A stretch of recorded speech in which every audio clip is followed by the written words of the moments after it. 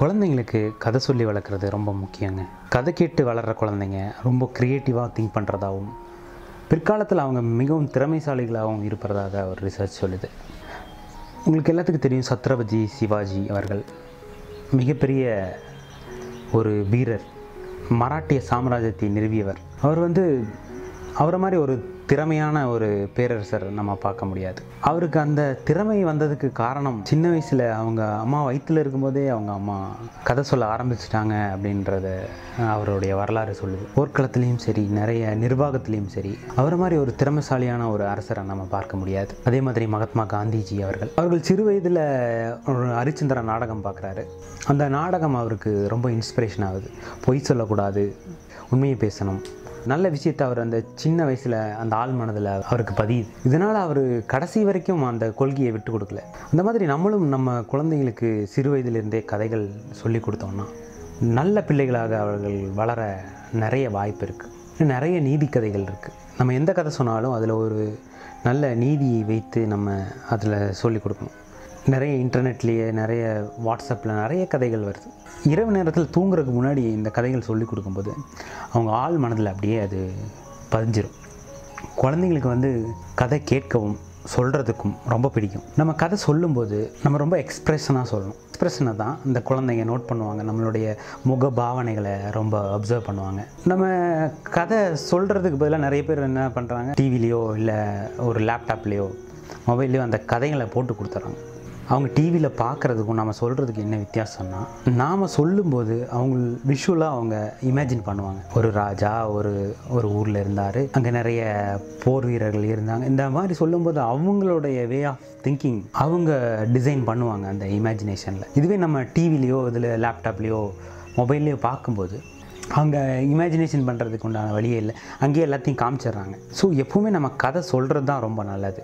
அதே மாதிரி கதை சொல்லும்போது நீதி கதைகள் முடிக்கிற தருவாயில் நிறுத்திடுங்க. ஒரு பாஸ் பட்டன் மாதிரி வச்சுட்டு, என்ன நடக்கும்னு உனக்கு தெரியுமா அப்படின்னு அந்த குழந்தைகிட்டேயே அந்த கேள்வி கேட்கும்போது அந்த குழந்தை இன்னும் திங்க் பண்ணுறதுக்கு உண்டான வாய்ப்புகள் அதிகமாக இருக்குது. குழந்தைங்களையும் இடையில அதை குறுக்கிட அனுமதிக்கணும். நம்ம அந்த கதை சொல்லிகிட்டு இருக்கும்போது அந்த குழந்தைகள் திடீர்னு அதை குறுக்கிட நம்ம அனுமதிக்கணும்.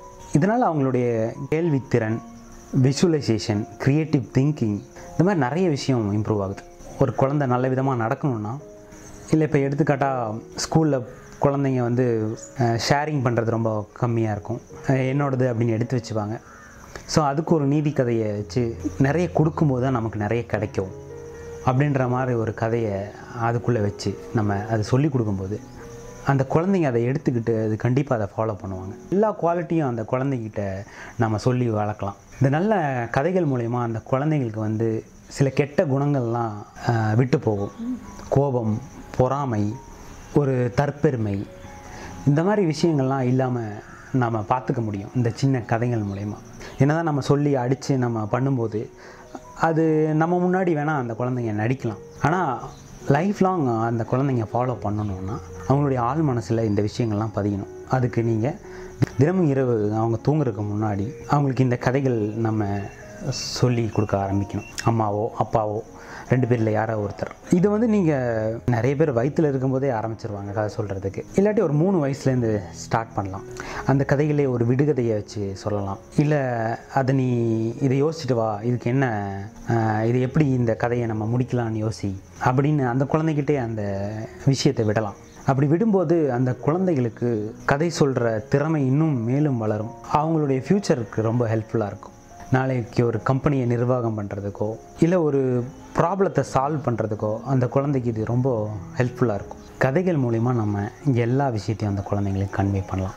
அதனால் இன்றைக்கே ஸ்டார்ட் பண்ணுங்கள் கதை சொல்கிறதுக்கு. இல்லை கதை சொல்கிறதுக்குன்னு ஒரு தனி டைம், டெய்லி படிச்சுட்டு இருக்காங்க, அவங்க ஹோம்ஒர்க் எழுதுவாங்க, ஸ்கூலில் சிலபஸ் நிறைய இருக்குது, படிக்கிறதுக்கு நிறைய இருந்தாலுமே அது எவ்வளவு முக்கியமோ அதே மாதிரி இன்னும் அதை விடவும் முக்கியம் இந்த கதை சொல்கிறது. இதுக்குன்னு ஒரு டைம் அவங்களுக்கு அலாட் பண்ணி தினமும் அவங்களுக்கு கதை சொல்லிக் கொடுங்க.